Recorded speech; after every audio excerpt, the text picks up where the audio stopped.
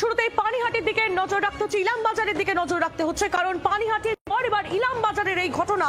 ফের এসআইআর আতঙ্কে আত্মহত্যার অভিযোগের খবর সামনে আসছে। বীরভূমের ইলামবাজারের স্কুল বাগান সুভাষ আত্মঘাতী এক বৃদ্ধ মেয়ের কাছেই থাকছিলেন ক্ষিতীশ মজুমদার। তিনি গলায় দড়ি দিয়ে আত্মহত্যা করেছেন বলে অভিযোগ উঠে আসছে।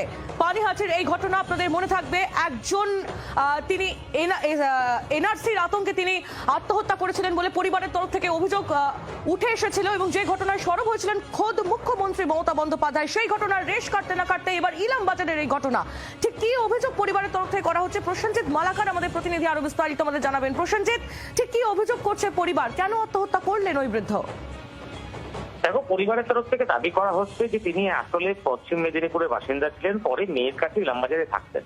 কিন্তু সাম্প্রতিক সময়ে তিনি বিভিন্ন মাধ্যমে বিভিন্ন লোকের কাছে শোনেন যে বাংলাদেশ ফিরে যেতে হবে, 2000 ভোটার লিস্টে যদি নাম না থাকে তাহলে সেক্ষেত্রে তাকে ফিরিয়ে চলে যেতে হবে, এমন একটা আতঙ্কের পরিবেশ তার মধ্যে সৃষ্টি হয়, আতঙ্ক সৃষ্টি হয়। আর এরপরেই কার্যত তিনি আত্মঘাতী হন, এমনটাই কিন্তু পরিবারের তরফ থেকে দাবি করা হচ্ছে। পরিবারের একেবারে বক্তব্য যে শুধুমাত্র এই ভয়ে যে দীর্ঘদিন ধরে তিনি এখানে রয়েছেন, আগে একসময় বাংলাদেশ থেকে তারা এসেছিলেন, পরবর্তী দীর্ঘ সময় ধরে এখানে রয়েছেন, একসময় ভোটার তার নাম ছিল, তিনি ভোটও দিয়েছেন। ফলে সেই জায়গা থেকে দাঁড়িয়ে এখন হঠাৎ করে তার নাম বাদ চলে যাবে, তাকে আর ভোট দিতে দেবেন না, তাকে বাংলাদেশ ফিরে যেতে হবে, এই যে আতঙ্ক, সেই আতঙ্ক থেকেই সে আত্মঘাতী হয়েছে, এমনটাই কিন্তু পরিবারের তরফ থেকে দাবি করা হচ্ছে।